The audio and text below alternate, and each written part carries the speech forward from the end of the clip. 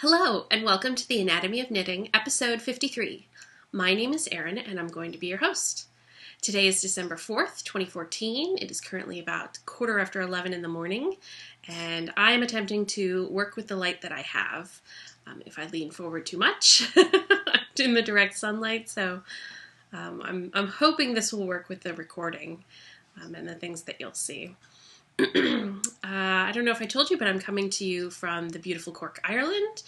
It's currently a very frosty morning. I had to use my defroster on the car to get the windshield so I could see it, so I could take the boys to the creche. And I'm going to be trying out a weekly schedule for recording, as long as I have the content to sustain it. So I don't think this episode is going to be as long as the last one, which was an hour. I'm hopefully aiming more towards the half-hour mark, so we'll see how it goes. Again, in a couple of weeks, my family from the States is going to be here, so I may not be recording then, but I just kind of like to try this out and see how it goes. So I have a few things to talk about. I've got some show notes here on some paper that the boys have colored on. I've got some knitting. I've got some talking about how living in Ireland is like. And then I have some quilting news, and then I'd kind of like to talk about how holidays in Ireland are, just from my new perspective here. So let's get started. The first thing I'd like to talk about is knitting. Again, I'm fighting this cold.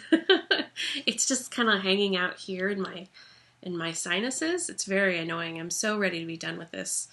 I think I'm on like week 4. Anywho, so the last time I spoke with you, I had showed you all of that new stash that I had purchased. And I said that I was going to cast on a sockhead hat. Well, I did, and the yarn that was the siren call is Woolen Vine's Wicked in her blitzed base, I believe is what this is called. And this is quite washed out. It's due to the light.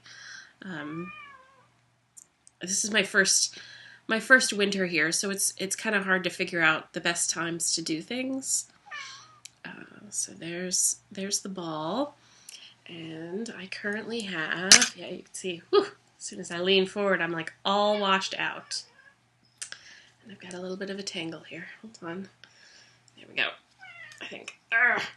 It's that yarn tail at the beginning that's caught around the mane.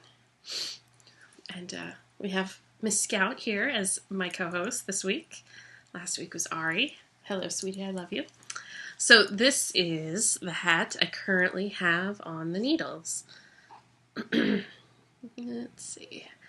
Can you see the sparkle? It's much more apparent in person, and I was kind of hoping the sun would cooperate, but it just washes it so much that you can't see the sparkles. You can kind of see it. That's the stellina. See it up in the brim, and then some in the ribbing down there. Again, this is the free sockhead hat pattern by Kelly McClure. You do ribbing for a certain amount, and then you just do stockinette stitch. Don't change to the stitch count, and then you do stockinette stitch for another, until you lose the will to live. Basically. Excuse me. So I think I'm, let's see, maybe 2.5 inches in with the stockinette stitch.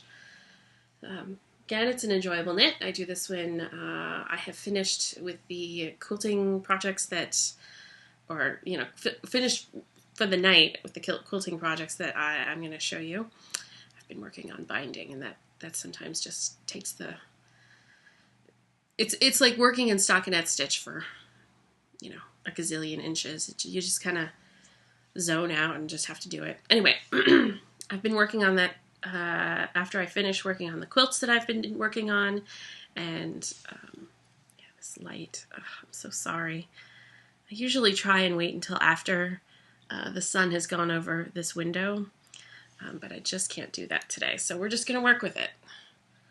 So there's that. There's the hat. Again, we'll put it on like so. So happy. I've been using hi sweetie. I've been using the sockhead hat that I knit out of the Fruju practically every day because it's been quite cold. And so I'm looking forward to having this one done. And now that I have 2 big quilt projects done, I'll have more time during the evenings when my husband and I are catching up on the TV that we've been watching. I'll have some time then to do that. Yeah, sparkling from the sun. Anywho, that's the one knitting project that I've had. Right, sweetie?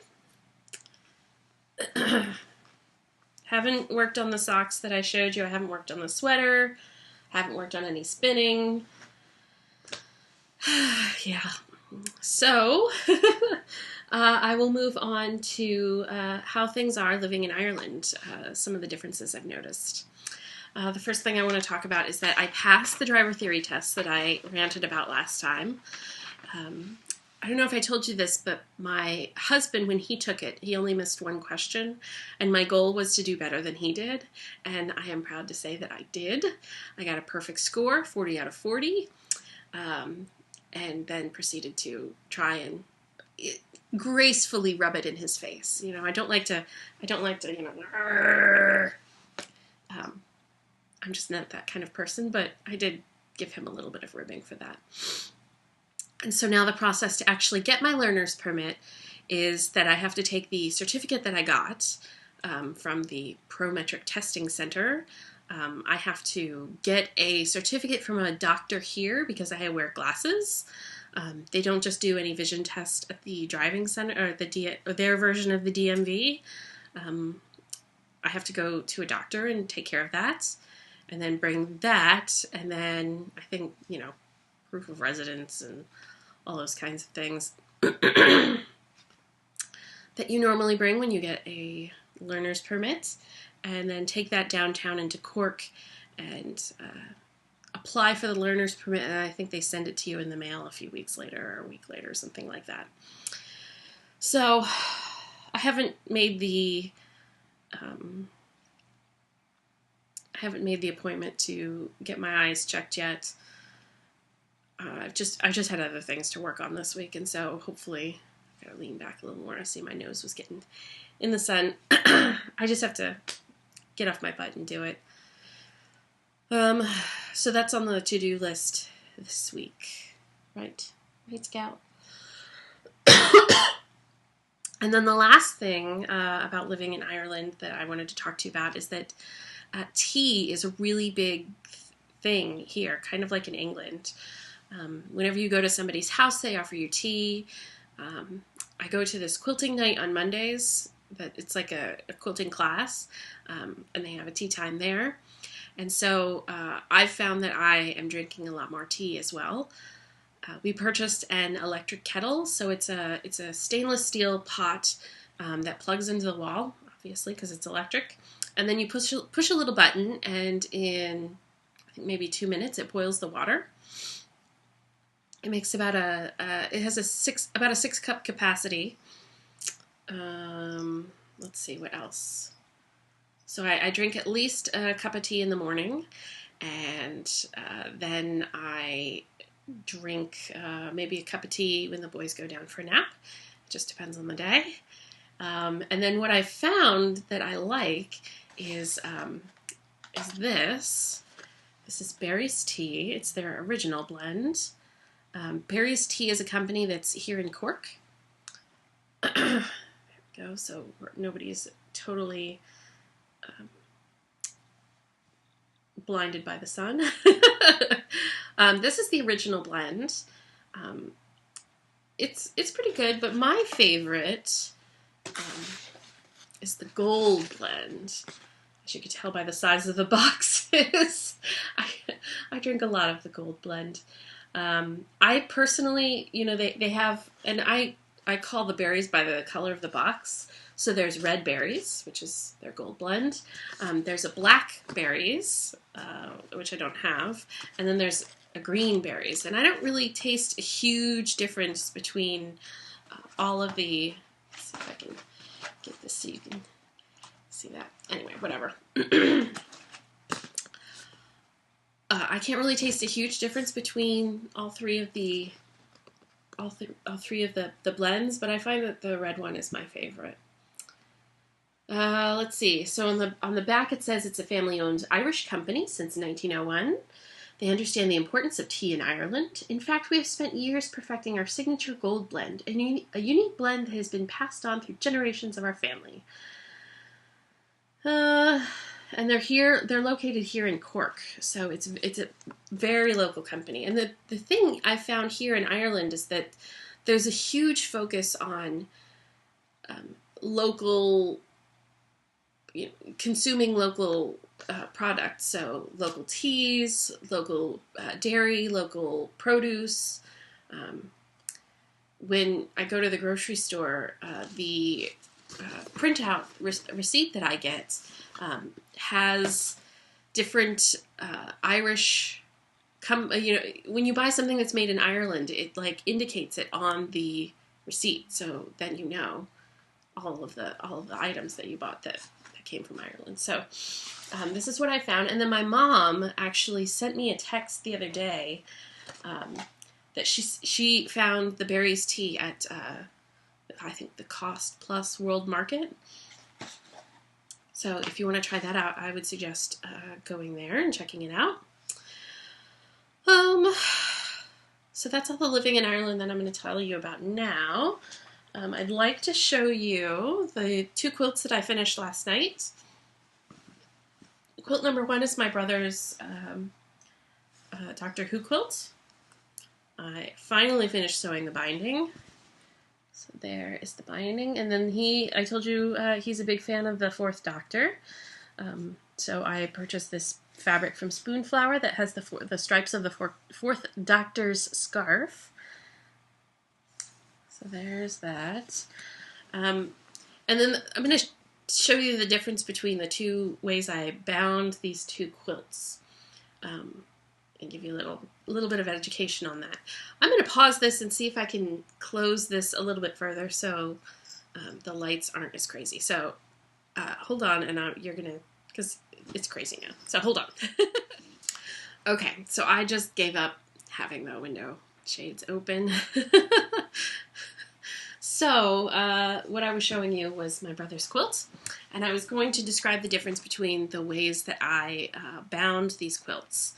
And what binding is so you have a quilt sandwich, you have the quilt top, which is for us, the TARDIS.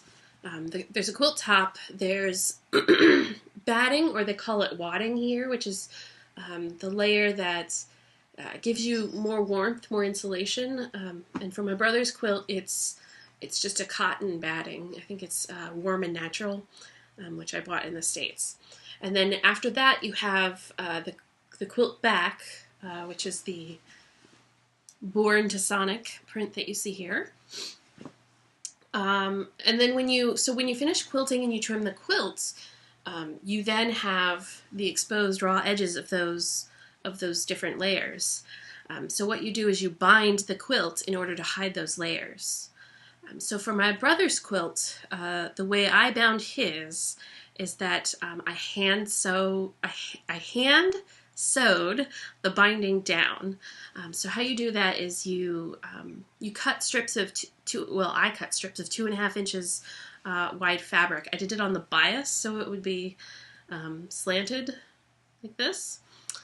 Not everybody does it that way. I could have done it so the stripes were more straight up and down, but I decided to do it this way because I thought it felt a little more energetic. And then you machine sew the raw edges to the raw edge of the quilt. So you fold the binding in half. So pretend this is the binding. This is the edge, and then those are the raw edges. And you line it all up with the raw edges of the quilt top, and then you sew that strip of binding on the front. And you do fancy mitered corners, and then you fancily join it, which I'm not going to tell you how to do right now. But once you have a continuous circle, square, whatever, of binding, then you take that and you fold over, so that folded edge, so this edge here is then on the back of the quilt. And then you do a nice hidden stitch. So let's see if you can, so you can't really see my stitching, just the way that you can see a little pucker everywhere, every now and then from where I stitched it, but typically you can't see the stitching on a hand sewn binding. A hand sewn binding is good for, it's good for my brother because he's not going to be super hard wearing on the quilt that I make him. He may have it on his bed, but it may not have to go through the laundry as much as the quilt that I made for Nathaniel. So, yeah. I don't know what I was just trying to say. So something that you don't expect to get as much wear and tear on the edge from handling or laundering or any of that, you can hand sew. It also looks a lot nicer because there's no visible stitching. So that's his quilt, and it's the TARDIS, which I showed you all last week. Really excited about that. Now all I have to do is wash these puppies and get... I don't pre-wash my fabric typically. I did on Nathaniel's quilt, on the back of his quilt, because he has a flannel quilt batting and those really shrink. But I don't typically pre-wash my cotton fabrics that go in my quilts because I kind of like that crinkly look that when you do wash it for the first time it gives you. So that needs to go in the laundry. And then the second quilt that I finished is Nathaniel's Birthmas quilt. And I'm just going to show you a quarter of it. Well, maybe I can show you half of it. Yeah, that looks good. So that's his Birthmas quilt. And I call it his Birthmas quilt because he was born on Christmas, as was his brother. So they get their birthday and their Christmas presents all in one. I had this, I basted this before I recorded the last podcast, and so in the time that I last spoke to you, I have excuse me, quilted and then bound it. The way I learned how to quilt is I took a lot of classes on Craftsy, and one of the classes, it's a newer class. I want to get the name of the teacher for you. It's a newer class. It is another free motion quilting class. Again, I find that as a mother of twins with only truly one day off a week, I don't really get a chance to take classes as much as I'd like. So I take a lot of my quilting classes in fact, all of my quilting classes online. And one of the new classes from Craftsy is The Secrets of Free Motion Quilting with Christina Cameli, C-A-M-E-L-I, Cameli. And she is a fabulous teacher. This has been my favorite free motion quilting class that I've taken on Craftsy to date. And I've taken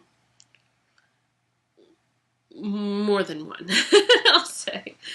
So one of the designs that she introduced, I'm calling marbles. I don't remember what she calls it exactly, but what it is, so you can see the one big one here. So what you do is you do a big circle, and then you do 3 S shapes in the middle. So it kind of reminds you of a marble. And I did that all over Nathaniel's quilt. And let's see if you can see the texture. Oh yeah, you can really see the texture on the back. Yeah. So I tried to make them nice and big because with this wool batting, it's puffy. And so if you make your marbles really small with that design on the inside, it kind of it really takes away that puffiness. So like that one there isn't as puffy as that one. So yeah, it looks really good. I'm really pleased with the way it turned out. And the funny thing was, with this quilt, I was at my quilting class on Monday, and the quilt's about 3/4 of the way quilted, and I'm quilting, and I all of a sudden think, wait a second, this isn't supposed to be his quilt back. He's supposed to have an orange quilt back. Why did I put the green one here? I used Malcolm's quilt back on Nathaniel's quilt. And I even, because they're different sized quilts, one's a crib quilt and one's more of a twin-sized quilt, I had to prepare the quilt back differently. So for this crib quilt, I think it was like 5 yards of quilt backing that I needed to do. So I could have just, I folded it in half and cut it at that fold, and then I sewed those two sides together, and that gave my quilt back for this one. For Malcolm's quilt, I had to be a little more creative in my piecing, because you can't just fold it in half and do the same, sew the two halves together and have something big enough for his quilt. I had to piece, I think, 3 pieces together. So because I was more than 5 minutes into quilting, I decided, whatever, the other quilt back's going to work for my Malcolm's quilt, so I'm just going to keep it. So the binding here doesn't look as good with the quilt back, but he's not going to care. He's going to be 2. He's not going to care. The only one who's going to care is me, and I'm just going to live with it. So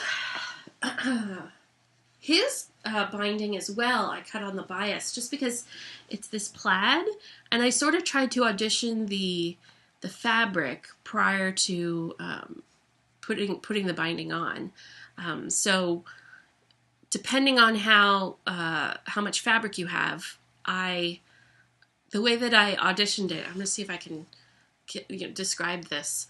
So say it's a 1/2 yard of fabric, and you have, it's a yard of fabric, or a width of fabric is typically 42 inches, and they fold that in half and then put that on a bolt, and then you say, I would like 1/2 yard off the bolt, and so they cut it so it's 1/2 yard by 42 inches typically.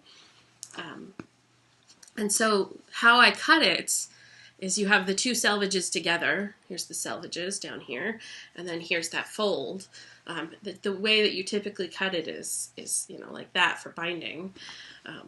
So I just held the way that this binding strip would look. I held that and kind of folded it over so I could audition to see how the binding would look, and I thought it was quite boring when I looked at it. So I decided to cut the binding on the bias just to give it more of a.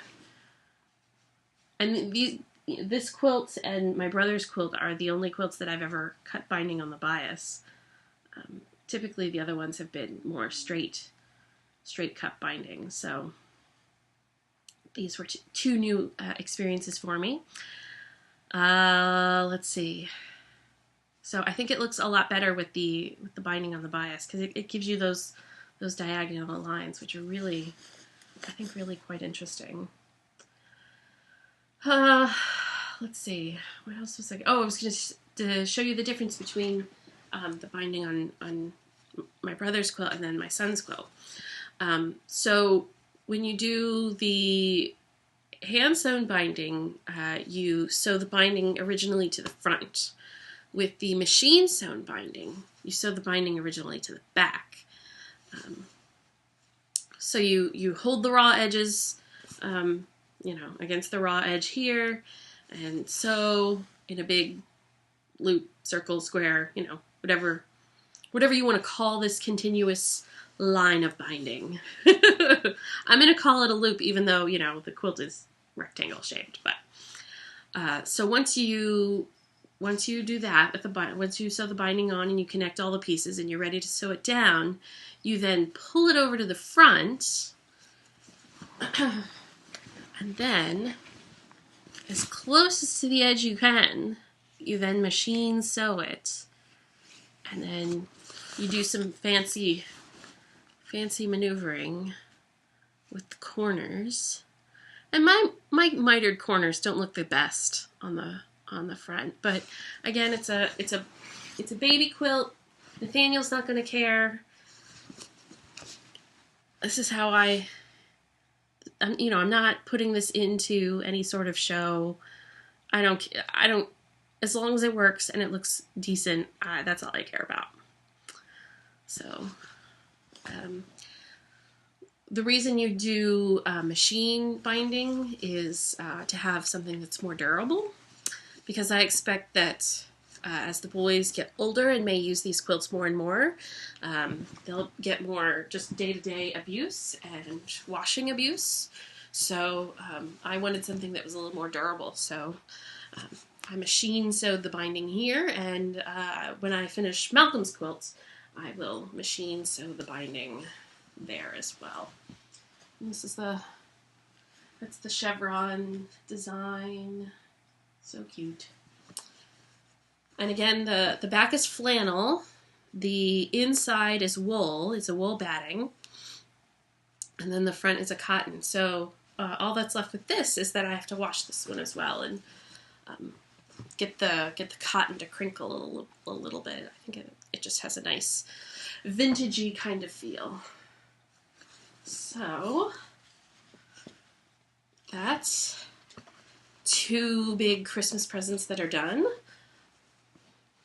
Oh, I forgot to bring my mom's oh, well, no, I wasn't going to show you my mom's Christmas quilt because she watches the show, so we will skip that. And then the last thing I was going to talk about, I think I'll hold off for next time. I was just going to talk about how holidays in Ireland are so far that I've discovered, but that can wait. But I have to show you our Christmas cards. We were trying to find something that had a little bit of Ireland, so like a shamrock or something on it, but I wasn't able to find anything like that. But the Irish Cancer Society makes a series of holiday cards, and so I found these and decided that we had to have these. So Sheep and Santa hats are our holiday cards this year. And I thought you all would appreciate that. So that is it so far. I think I have about a half hour.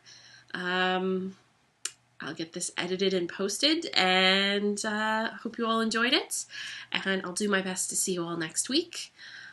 So have a safe, good time knitting, spinning, crocheting, sewing, crafting, whatever, and I shall see you next time. Bye!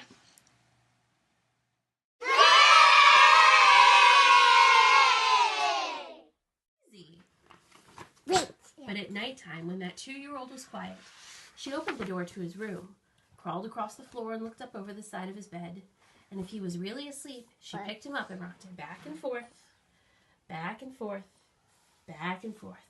And while she rocked him, she sang, "I'll love you forever, I'll like you for always, as long as I'm living, my baby you'll be."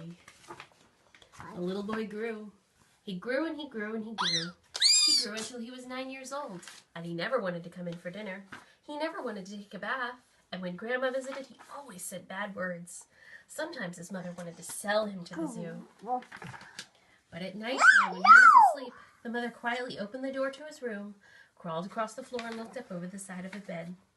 If he was really asleep, she picked up that 9-year-old boy and rocked him back and forth, back and forth, back and forth. And while she rocked him, she sang, "I'll love you forever, I'll like you for always, as long as I'm living, my baby